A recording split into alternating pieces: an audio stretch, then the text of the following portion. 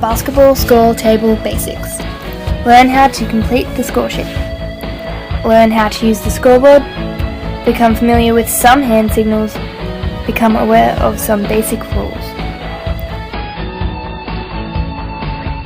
First, let's take a look at the score sheet. This is the complete score sheet in use within the ACT.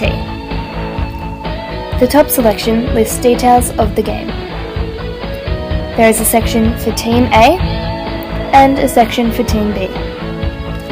There is a running score for both teams, a breakdown of the scores for each quarter, and a results section at the bottom of the page.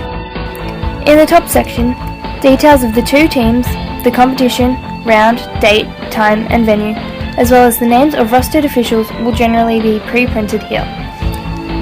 Details for Team A are provided for in the next section. Here, the players' names and numbers are recorded, as well as the number of fouls incurred throughout the game. At the top of this section, team timeouts and fouls are listed. At the bottom, space is provided for the coach and the assistant. Details for Team B mirror those for Team A. The running score starts at 1 and goes up to 160. Space is provided to enter the scorer's number for each point scored in a game. The scoring summary allows for a quarterly breakdown of scores for both teams, as well as a full-time total score for each side. In the results section, space is provided for final team scores, the winning team and signatures for the chairperson, scorer, timer, 24-second clock operator and both referees. In the case of a protest, space is provided for the team captains to sign. Now let's learn how to fill out the sheet.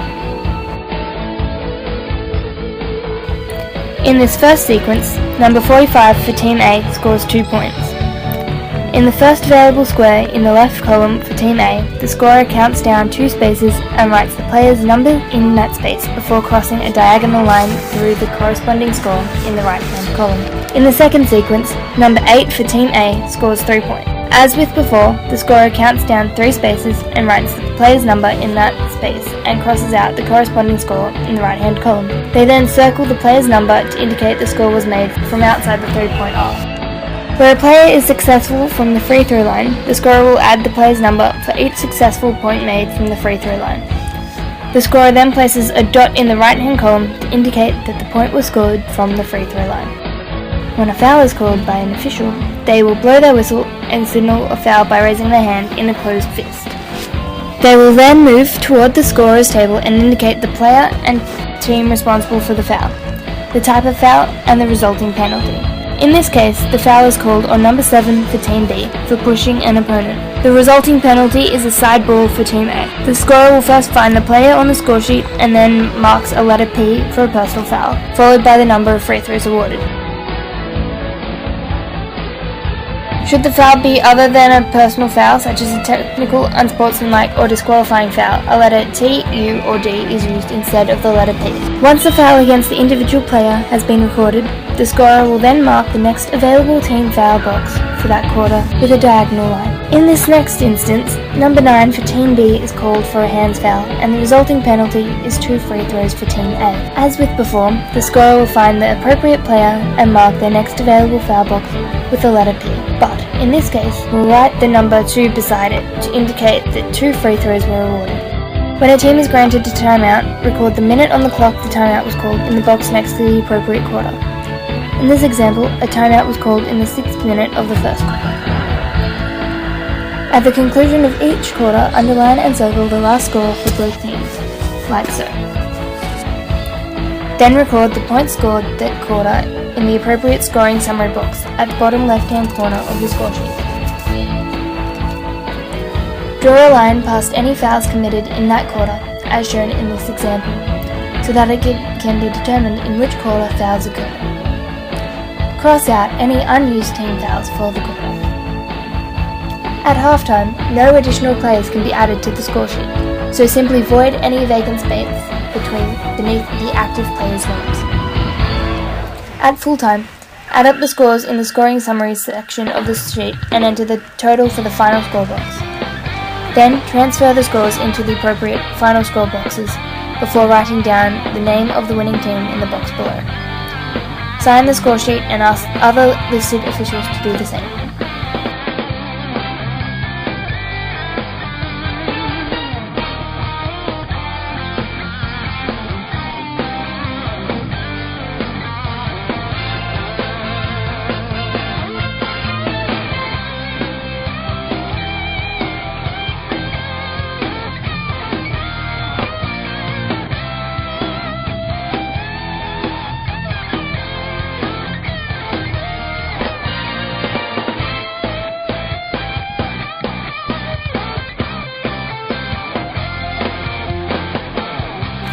The control box for the electronic scoreboard comprises three main sections: timeouts, fouls, scores, and the running clock. Outside of these three sections are buttons to undo mistakes and reset scores, as well as operate the siren when it is necessary to draw the attention of the refereeing official. First, ensure that any previous scores are reset. This can be accomplished by first ensuring the clock on-off toggle is in the off position, then press and hold the main reset undo button for 3 seconds. To apply time to the countdown clock, again ensure that the toggle is in the off position before pressing the time reset button. Each time you depress this button, the clock will adjust in 20-minute increments. Once the nearest 20-minute interval has been selected, the clock can then be adjusted in one interval by pressing the adjust time button. When the desired time is set, simply toggle the on-off switch to start the clock. To add points to a team on the electronic scoreboard, simply press the score button for the appropriate team for each point to be added, in this case, 2 points. If more points are accidentally added, gently press the undo/reset button to undo the last action on the scoreboard. This applies equally to fouls and timeouts should a mistake occur. To add a foul, repeat the above steps, but with the appropriate button in the foul section of the control box. The same goes for timeouts. To get the attention of game officials, press and hold the siren until the referees acknowledge your request. Teams will make requests for substitutions and timeouts through the bench. A request must be made to the referees by the bench before substitutions or timeouts can be allowed.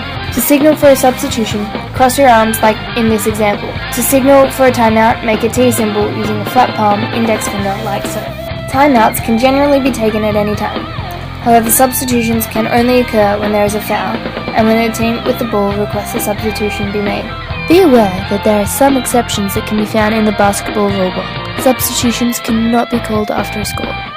Now you know the basics to operating the score bench for basketball. If you are still uncertain about any aspect of performing duty, seek assistance from your team's coach or manager prior to the start of the game, or stadium officials during the game. Thanks for watching. Happy scoring.